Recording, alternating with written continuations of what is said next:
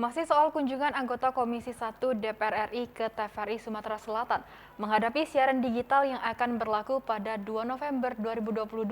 Anggota Komisi 1 DPR RI Juniko Siahaan menilai TVRI Sumatera Selatan sudah siap menghadapi siaran digital.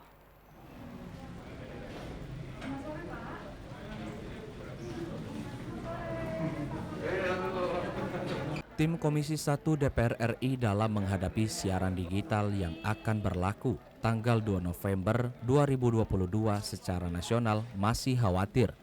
Untuk itu, anggota Komisi 1 DPR RI, Juniko Siahaan, dalam mengantisipasinya akan membentuk tim kerja sehingga pada masa prime on time analog switch off tidak mengalami kendala. Menurutnya, televisi siaran digital dalam satu frekuensi memiliki 12 stasiun penyiaran, sementara analog satu frekuensi satu stasiun televisi.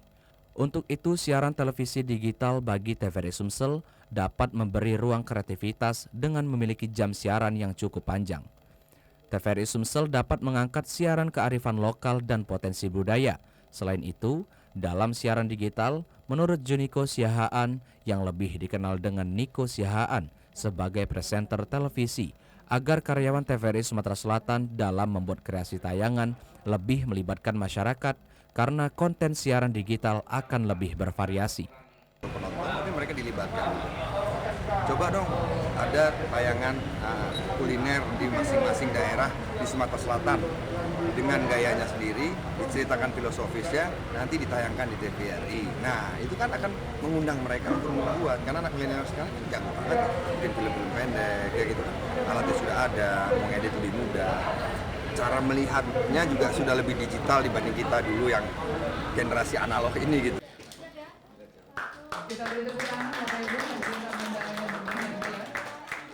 Anggota Komisi 1 DPR RI juga berharap pada TVRI Sumsel mampu menjadi pionir sebagai televisi siaran digital.